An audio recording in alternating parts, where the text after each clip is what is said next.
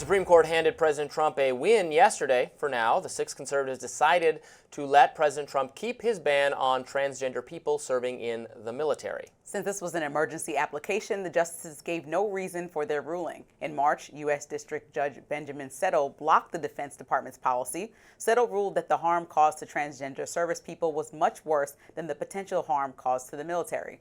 Then a panel of appeals court judges declined to pause Settle's injunction. This led the Trump administration asking the high court to intervene. White House Press Secretary Caroline Leavitt wrote on X, "Another massive victory in the Supreme Court. President Trump and Secretary Hegseth are restoring a military that is focused on readiness and lethality, not DEI or woke gender ideology."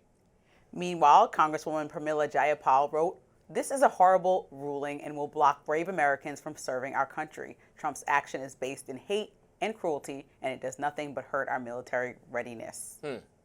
What do you think about this, Lindsey? I love how Caroline Leavitt and Trump always use the massive, the best. It's a how temporary. You gotta sell it. It's a temporary thing.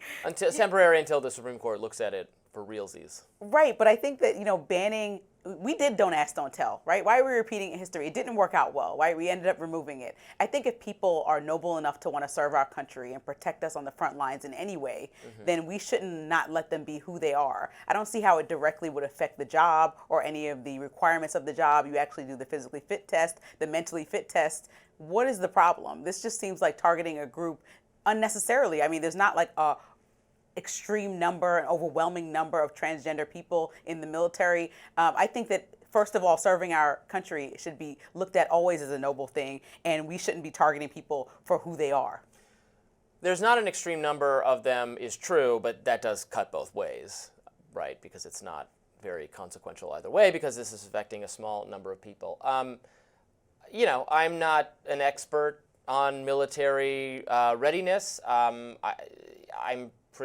not necessarily supportive of this policy, but I think what conservatives would say in its defense is that people experiencing gender dysphoria who want to transition are going through a psychological issue, and that people going through psychological issues are not fit to serve in combat. I think that is. But that's also a matter of someone's which is a little bit different than just your sexual. You reference Don't Ask, Don't Tell. But I like to go off numbers, right? So there's no data that shows that the trans troop hurt the military in any way. So like if there was data showing me that people are ineffective and unable to do their jobs, that's one thing. But I did see a study from the Rand Corporation, because I was trying to find some, of real world experience showing no negative impact from trans service members at all, that went in and tried to look this up for themselves. So like, how are they a detriment to their unit in any way if we don't have any facts and figures to back that up? That's just like an erroneous conversation that, again, not Caroline Leavitt, Trump's whole team is saying that we've been wasting time putting out executive orders and then trying to cover other issues. This is not a top issue for anyone. This is definitely not a top issue when you go home at night at the dinner table. It's the economy, it's what's going on with these tariffs, not can we continue to try to ban trans people from fighting for our country. I mean, it affects so few people that it might be impossible to get a study showing pluses or minuses either way, because there's not enough of a sample size for a statistical analysis. Look, if I was in charge of the Pentagon, would I prohibit trans people from serving as in roles in the particularly non-combat roles? Maybe they want to argue for combat roles. It's not wise for whatever reason. No, it's not really my policy, but and I don't even think it's really what.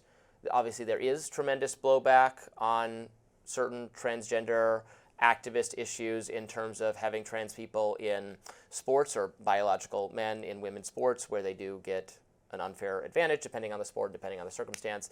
And while that might not be as much of a kitchen table as the economics, I think it does clearly matter to a lot of people. It's been a losing issue for Democrats. It's hurt them that they were perceived as the party that was trying to delete the category of women's sports and make things more uncomfortable for everybody in school locker rooms and bathrooms and that kind of thing.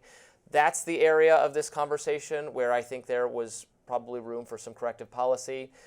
With regard to the military itself, if this is affecting a small number of people, and I don't know that, I would not assert that being trans is some kind of disqualifying factor, although I know what the people who are saying in defense of the policy are saying is that since it is a psychological issue, we don't want to admit people into combat roles who are suffering from psychological issues. Trans people are fully human and they're fully I'm not denying Americans. that. Yes, they're fully human and they're deserve fully all the same American. accommodations And so what I'm saying protections is that and we are anti-discrimination slamming as the anyone door else. in a patriot's face. These are patriots that are fully human, fully American, and we are slamming the door in a patriot's face because we disagree with something that is personal to them. Okay, but even we though have to they have are able to performance do their job. standards. They're not underperforming. There's no study, even with a small test sample, there's no proof of units reporting complaints about their performance for trans people. People have looked for this to defend the claims that are being made. So this is a non-issue, is what I'm saying. And I think when somebody has the dignity to serve their country and serve in those type of roles, slamming the door in their face is so Well, I don't know, but we just ridiculous. argued with a guest today, the ex-employee of Tesla, about, this is actually the second time this has come up today, combat readiness standards. Well, third time we're talking about expertise, second time we're talking about combat standards. And the guest we had on was saying that there aren't different standards, or the standards haven't been lowered. And I Googled it, and they absolutely have. I don't think you can have two arguments, right? If men and women have two biologically different makeups, and that's why people are arguing that trans sports need to be equal with born women, with born men, and born men playing against one another, that is an argument. But to say that women should have the same exact rigorous standards as men going into a military job, it's like, okay, they should have the standards for them, just like when you're in gym class as a child. When we had to run a certain mile, we had a certain amount of time for women, and men had a certain time. Men and women Wait, are let me different. finish. That allows you to complete it at a standard that's right for your makeup genetically. No, I agree with that. And so I think to say, to conflate those two things is not a good argument, because we're saying that these people are going into roles and just doing their job. There's nobody that's actually stopping them. They meet the qualifying factors to get the job. So how is it hindering them in any way by being man or woman? How is it hindering them from serving the country? Men and women are different biologically, physiologically, have different physical abilities. I think the argument is just that there should be a minimum. There should not be a different standard for combat. This is how physically fit you have to be to serve in combat. If there are any women who can cross that bar, great. God bless. You're in. There are going to be statistically very, very few women who can. Now, there are other roles where that physical fitness, even in the military, are not going to matter. We have all sorts of administrative roles, we have medical roles, we have all sorts of things where absolute physical ability is not going to matter. But for our, combat ready, if it's the case that you have to be able to do however many push-ups, men and women cannot, on average. Now, there are outliers, certainly. I can. You can do, maybe you can do more push-ups than me. I wouldn't rule that out. But it's not we're used to superhero movies where there's the Black Widow, Jane. Scarlett Johansson character who can leap off buildings and has just as much physical ability as anyone else. That's in made-up stories. That's not in real life, where there's extreme variance between men and women in terms of physical ability. And I just think we're going down a slippery slope and a little bit of bigotry to try to isolate people that just want to serve our country. I think that Trump has much more on his agenda to handle right now than this. Fair enough. And I'm not even really disagreeing with you. I mean no malice to trans people at all. And if it were up to me, I'm sure there are plenty of roles they can serve in, like gay people or women or anyone else in the military. So that's fine. We'll see what the court eventually says about this. Temporary. That does it for us today on Rising. Be sure to like, share, and subscribe so you never miss any content. And for those of you who like to listen while on the go, we're now available anywhere you listen to podcasts. We'll see you tomorrow. See ya.